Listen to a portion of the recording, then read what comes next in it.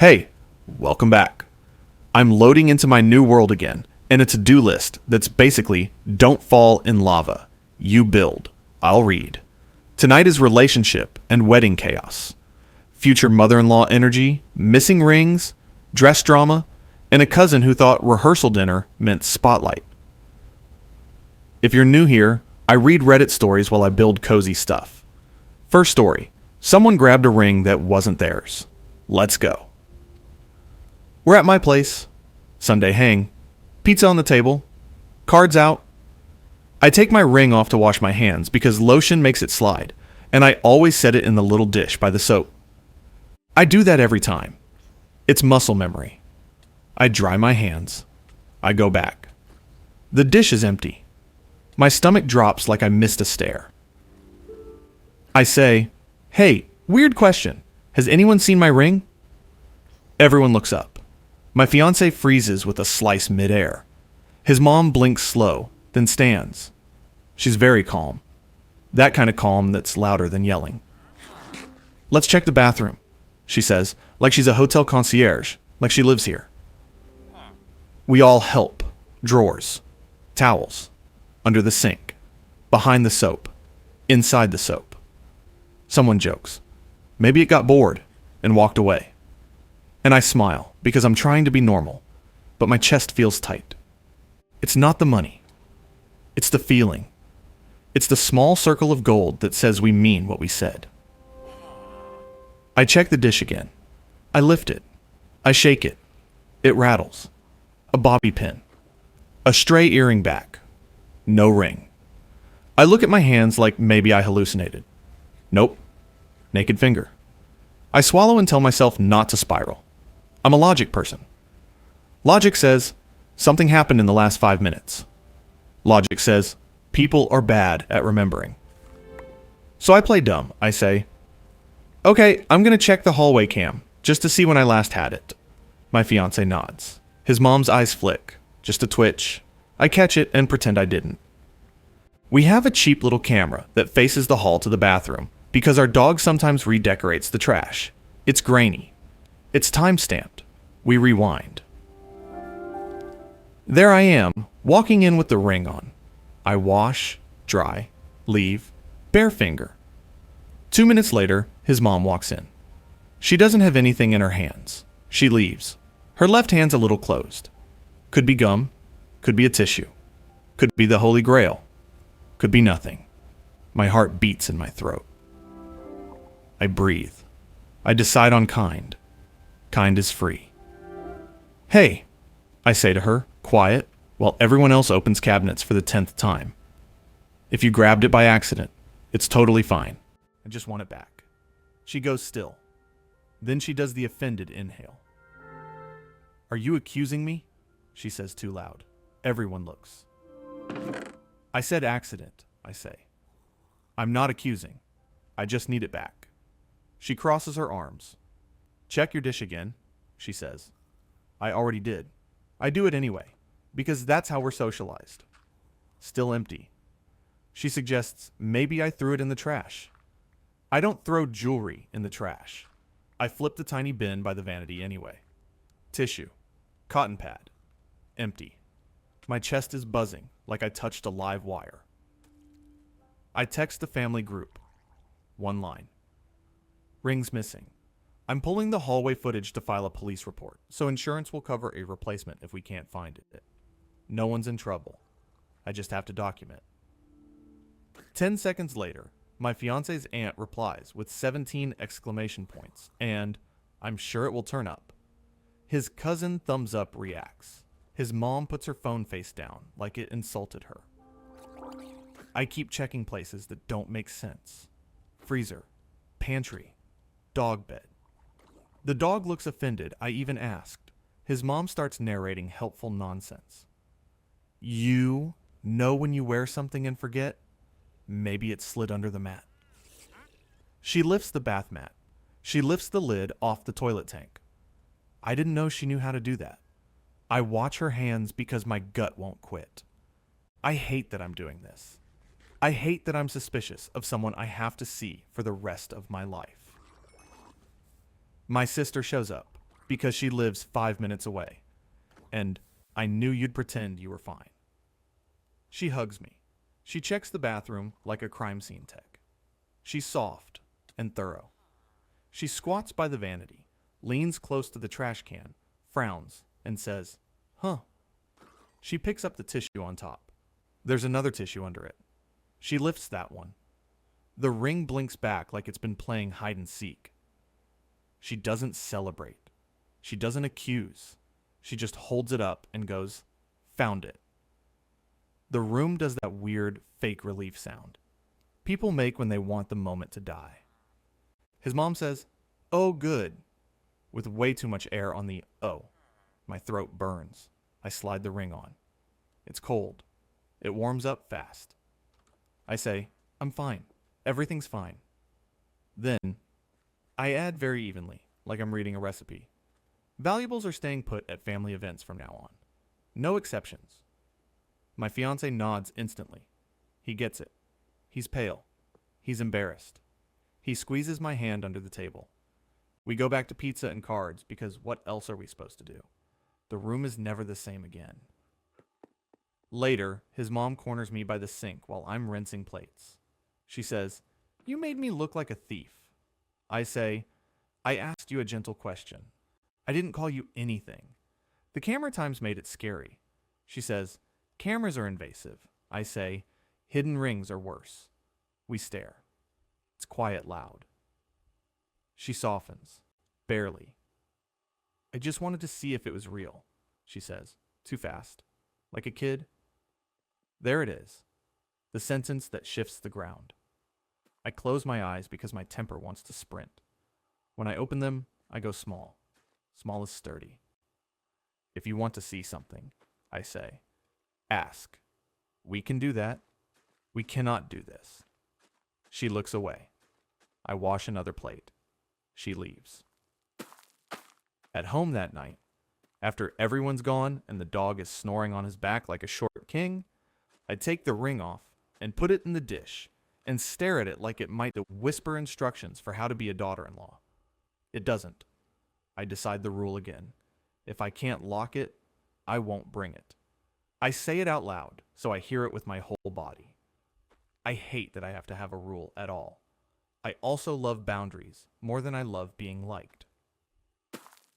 Quick note while we're here. If something valuable goes missing, don't confront alone. Loop in someone you trust, or the police if you need a report. You're not dramatic for protecting your stuff. Okay, that's enough adrenaline for one saga. Gentle exhale. New file queued.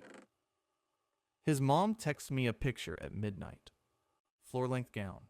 White. Beaded top that looks like a snowfall. For the ceremony. Thoughts? I stare at the pixels like they owe me money. Maybe it's cream, I think. Maybe the photo lies. I reply, "Gorgeous shape. Could we do navy or emerald? White kind of blends with my dress on camera." She replies in 3 seconds. "It's cream." It's not. It's printer paper. She adds 2 aunties and a cousin to the thread like she's summoning backup singers. One aunt sends, "In our day, mothers wore white or ivory to symbolize support." Sure. And in your day, people smoked on planes. We're not doing either. I don't take the bait. I send a Canva collage like a hostage negotiator. Options in deep blue, rich berry, and gold. I offer to pay. "I want you to feel gorgeous," I write, because I mean it. I want her to glow. I also want to not have to print a sign at the door that says, "Only one bride per aisle." She replies, "I refuse to be controlled." Then she double texts, "I am the mother of the groom." Then triple texts, "I'll stand at the front anyway. No one will mistake me." I mute the conversation and replant a row of carrots in my brain, because it's either that or type a paragraph that starts with "ma'am." My fiancé wakes up to my face, doing that silent scream thing. He reads the thread. He doesn't play politics. He picks up the phone and calls her while I fold laundry, because folding laundry is how I don't chew drywall. He says, calm voice, "Mom, I love you." This is simple. Don't wear white. Any other color is great. He listens. He says, no. Then, because it hurts her. Because it's the rule. Then, I'm not debating this. Then he hangs up and lays on the floor like he ran a marathon. I lay next to him. We stare at the ceiling and count the tiny dots in the paint. The next morning, the aunties start the group text with doctrine. White belongs to no one, one writes. Tradition varies, writes the other. The cousin sends a photo of a royal family where 5 women wear pale beige. Like, that's an argument. I reply to only his mom, privately. I'd like to move this off the group, I write. I don't want to be ganged up on over my own dress. She doesn't respond. I try a different angle. I text her a picture of her in a deep blue blouse from last Christmas. She looked stunning. I write, you looked so good in this tone. I mean it. She does not answer. Silence stays until Saturday. We meet for coffee. She arrives in an ivory cardigan like symbolism in a bad student film. She sits. She doesn't order. She says, my friends wore white to their sons' weddings.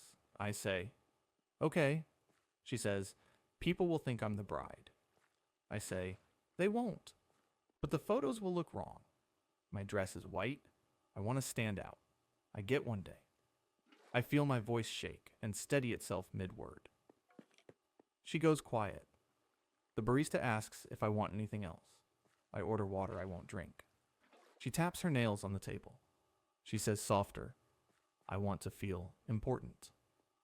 There it is again. The real thing hiding inside the weird thing. I let my shoulders drop. You are, I say. You're in every picture. You're in front. We're saving you a seat. We need you. Just not in white. I watch the words land like seeds and hope they sprout the right plant. She sighs in a way that sounds like surrender, with a little pride still attached. Send me links, she says. I send her 7. She doesn't respond. I decide to trust the quiet. On the wedding day, she shows up in deep navy with a sparkly shawl that catches light like rain. She looks incredible, like a movie star who also knows how to make perfect chicken soup. The aunties are in jewel tones. The cousin's dress is a tasteful rose. I exhale fully for the first time in 2 weeks.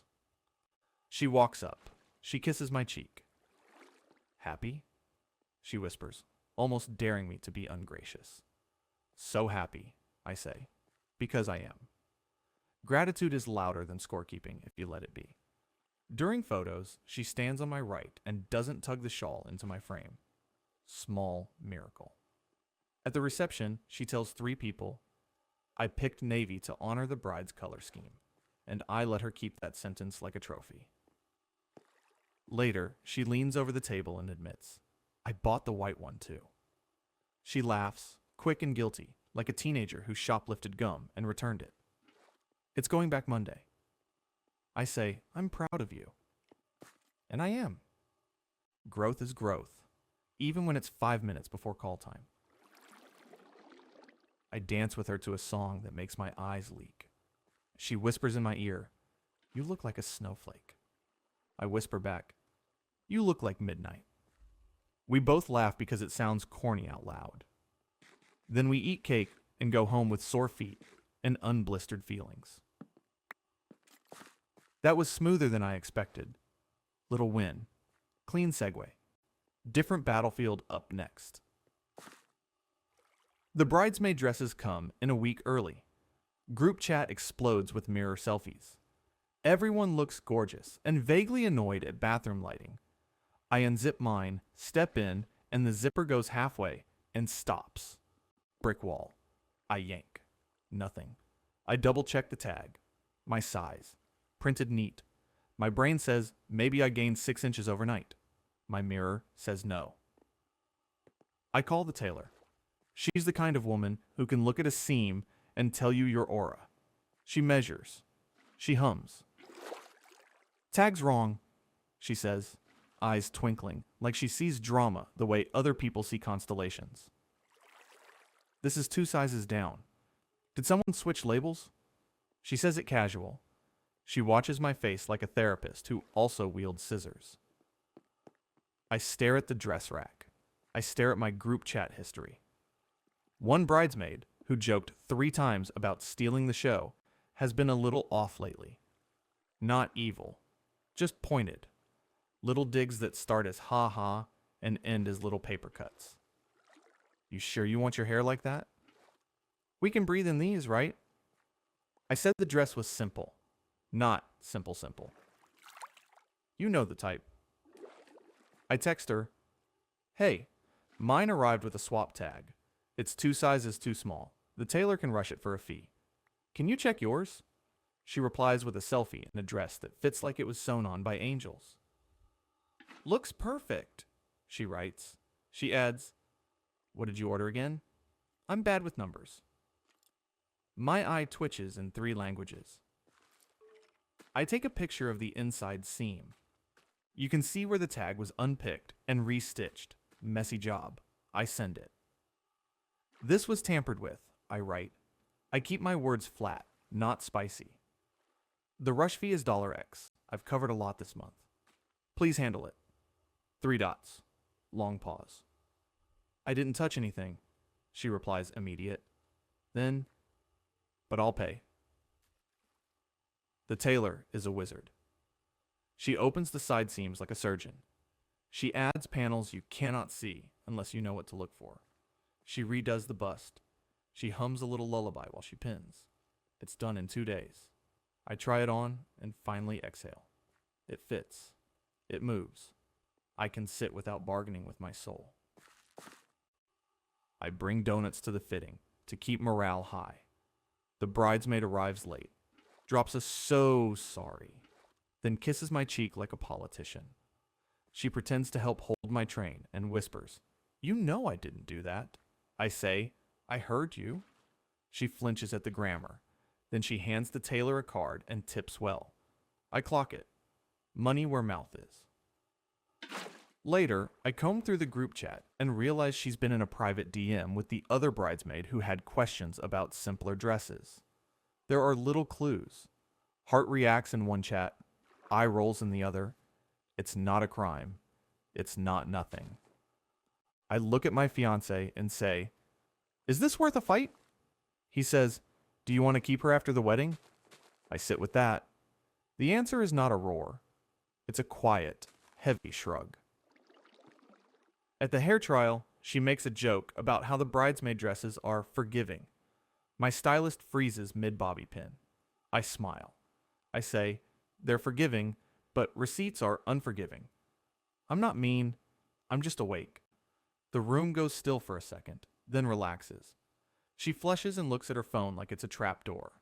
She doesn't joke again. The day before the wedding, she texts me a paragraph. It is not perfect. It is not polished. It is better than a meme apology. I'm sorry I made things harder, she writes.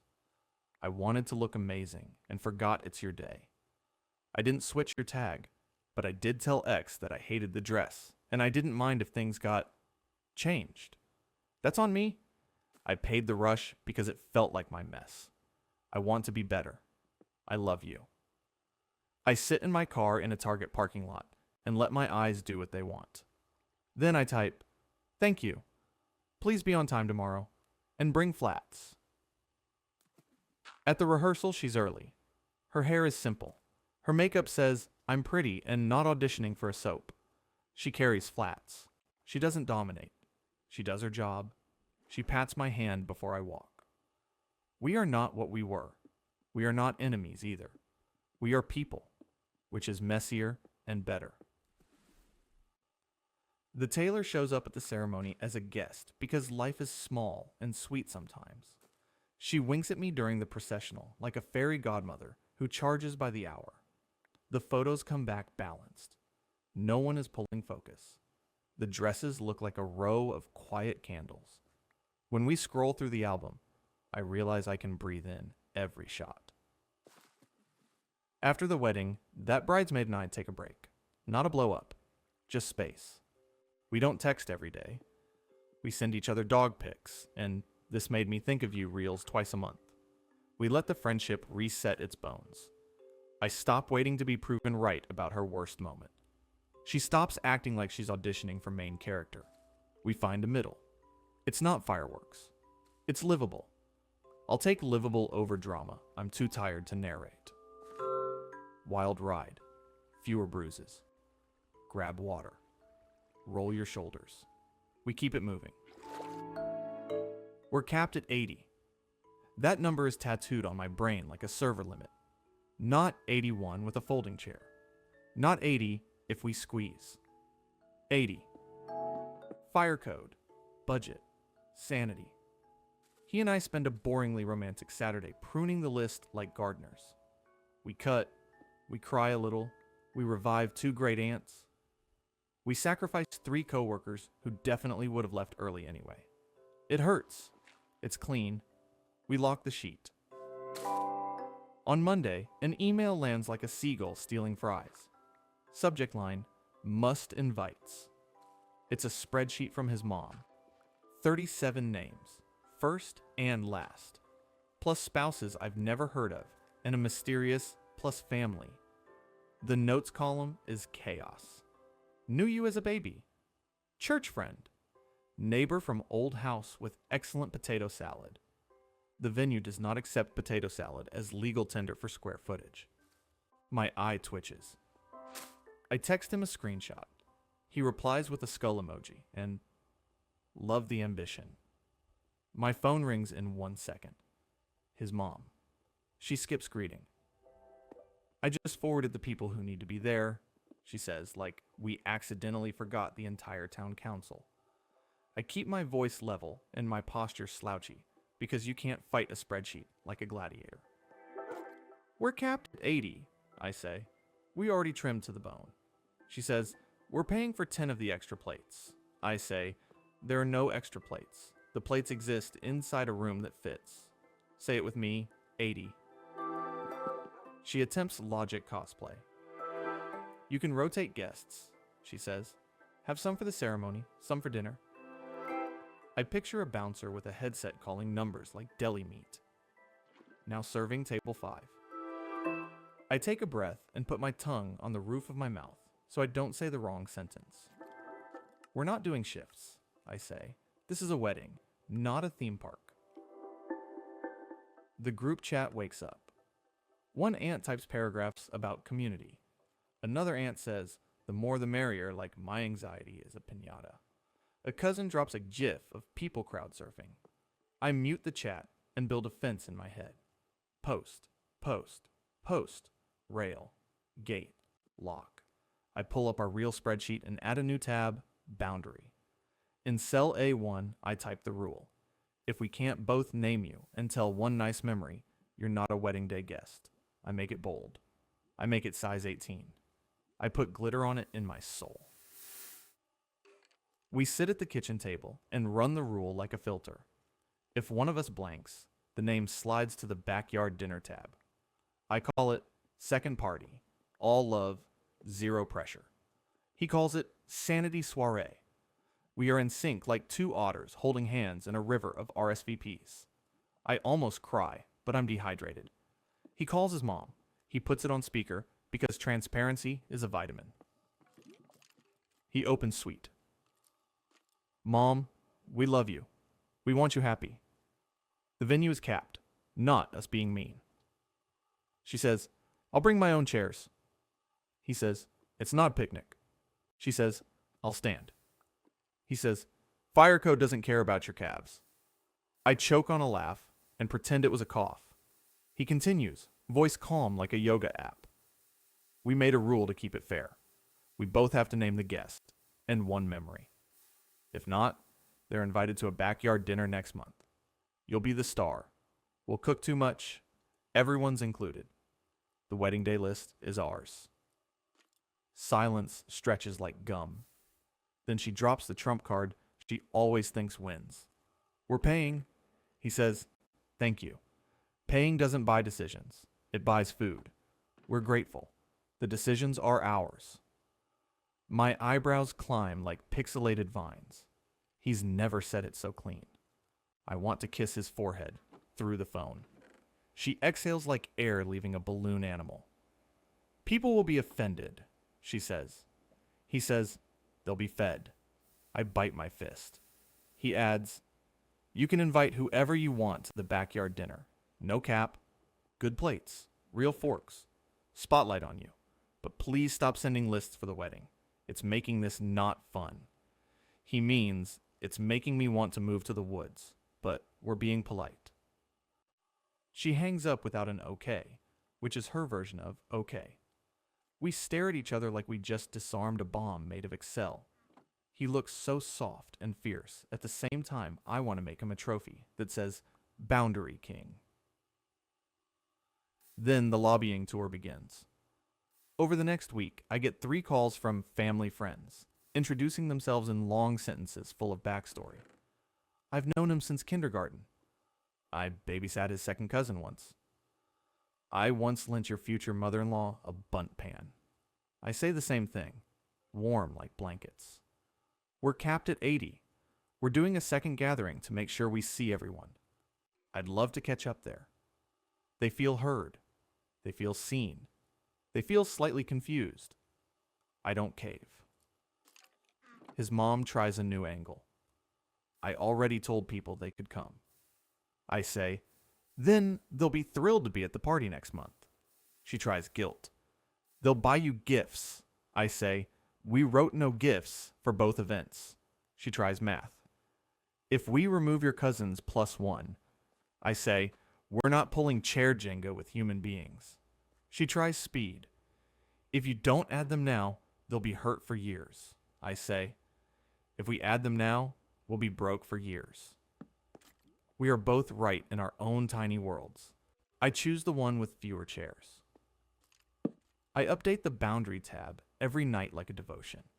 Color coding soothes me. Green for confirmed. Yellow for probably not. Red for they think their name is law. I add a lilac for grandmas. Grandmas override everything, obviously. The list stabilizes. I put my phone face down and look at my actual fiance's actual face and remember why we're doing any of this. Invitations go out. RSVPs trickle like a leaky faucet. His mom forwards replies from the must list with sad face emojis, and we'll miss it. Then, a surprise. 2 of her musts send us a card that says, thank you for respecting your budget. We'll see you at the backyard bash. I screenshot and text it to him with 17 heart emojis. His mom texts, I suppose they don't need to be at the ceremony. I don't reply because I believe in miracles and silence. 2 weeks before the wedding, she breaks the treaty one more time. She shows up at my door with a man named Frank who smells like lawn care and nostalgia. Just a quick hello, she says, pushing him over the threshold like a sofa. My dog looks at me like, you invited the leaf blower? I say, hi Frank, because I'm adaptable. She says, Frank taught him to ride a bike. That's a memory. I'm 3 seconds from folding. Then Frank says, we'll stand in the back if we have to. My spine wakes up. No one stands, I say gently. But our house has a grill and a long table next month, and I'd love to hear the bike story twice. Frank nods. I got a lawn chair with my name on it, he says. I like Frank. He leaves. His mom sighs, then smirks, like she tested a fence and found it electric. She didn't scale it. She just checked it worked. The wedding comes. It's human-sized. I can breathe. The room feels like a hug, not an elevator. We know every face. When I look out during vows, I don't see a row of strangers who know our middle names. I see our people. The photos look like a yearbook we'll still want to open in 20 years. A month later, the backyard dinner happens, and it's perfect in a completely different way. String lights. Too many pastas. Paper plates with permanent marker names because chaos needs labels. His mom glows like a disco ball, reflecting off aluminum pans. She floats between groups like a cruise director, introducing everyone with stories we've heard 3 times. But now they're charming, because they're not displacing anyone. Frank tells the bike story, and adds a detail about skinned knees that makes everyone go aw. He brings a pie. The musts are exactly as musty as she said.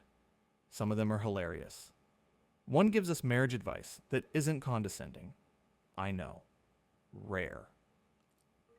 Driving home that night, we high-five without looking because we're adults, who high-five at red lights. The rule worked. It didn't kill love. It redirected it. Fewer arguments. More chairs later. I sleep like a rock someone put in a velvet box. A rule beats a fight. That's the line I keep. And for you? Shake out your shoulders, long sip. We're shifting lanes entirely. Rehearsal dinner. The room glows warm and a tiny bit sweaty, like all emotions are browning lightly in butter. It's our people, plus a few outliers who always drift to the microphone, like it's a porch light. We keep the toasts short on purpose. 3 minutes max. No roasts, no drunken monologues. Everyone behaves for 15 minutes. Then a cousin taps a glass with a fork. Tink tink. I see her eyes flick shiny. The crowd tilts like sunflowers toward a noise. She's sweet. She's also the one who posts big things loading every week without any big thing ever loading. My man squeezes my knee under the table. Code for brace. She beams like a lighthouse. Since we're all here, she says, I have an announcement. Everything in me wants to stand up and shout, no spoilers. But there's no rule book for hijacks that doesn't end in headlines. I sit, I smile with my mouth and not my eyebrows. She drops it. It's huge. The kind of news that deserves its own cake. The room gasps like a synchronized swim team. People clap. Someone cries. She covers her mouth like she's surprised at the sound of her own voice. She takes a bow. My spine turns into rebar. The microphone passes back like a hot coal. The next toast feels like a podcast you listen to on 2x to skip the ads.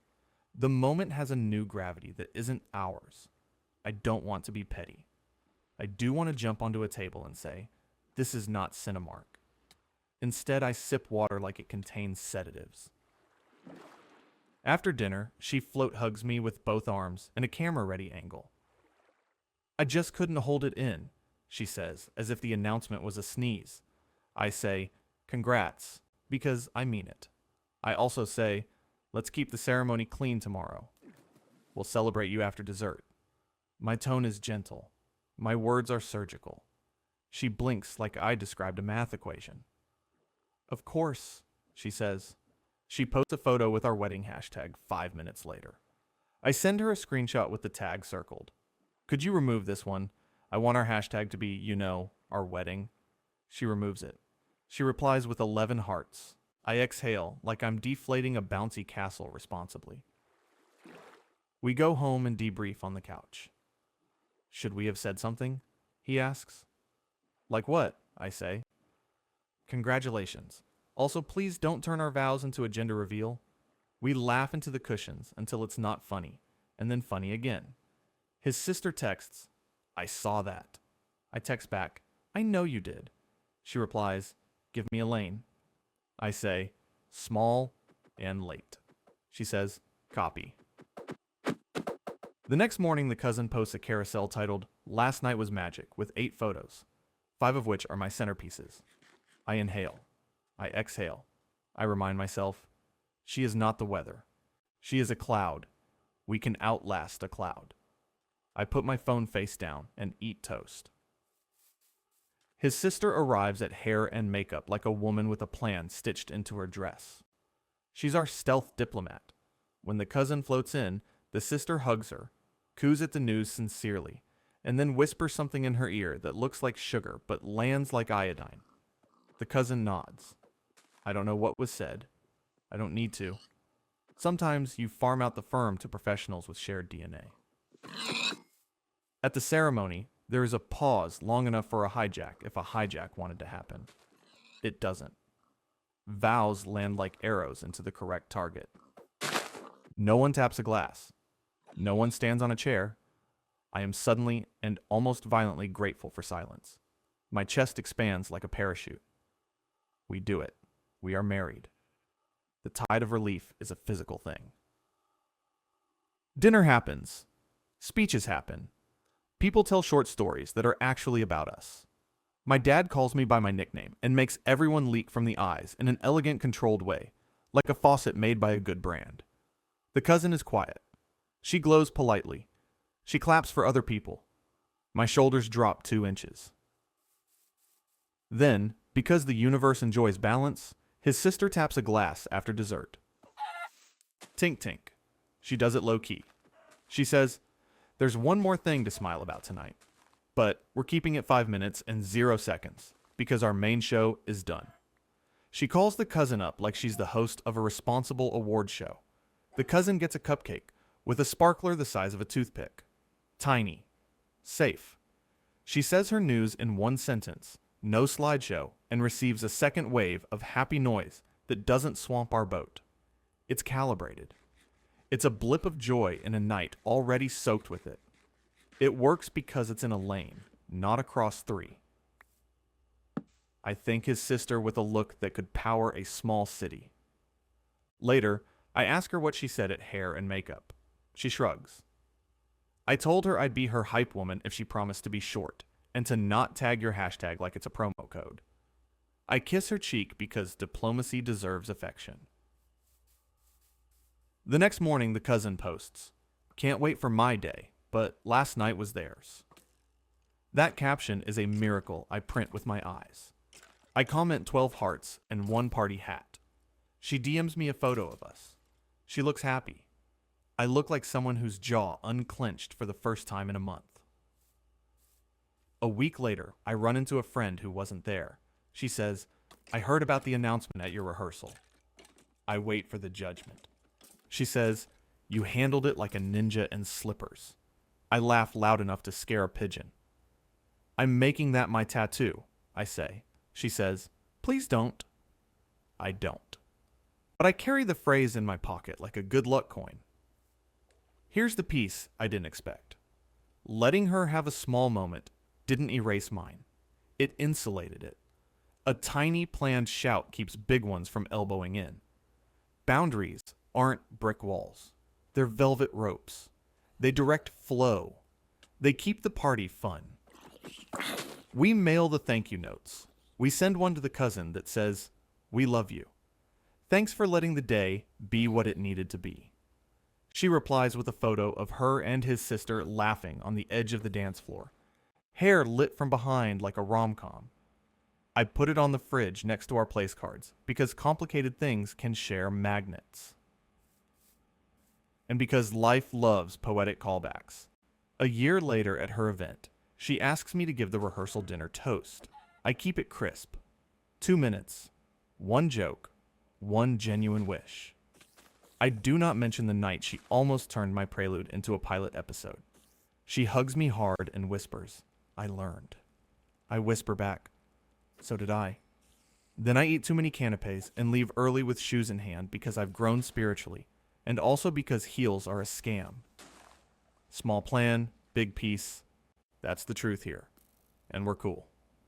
Reset your shoulders, unclench your jaw, sip some water. That's our wrap for tonight.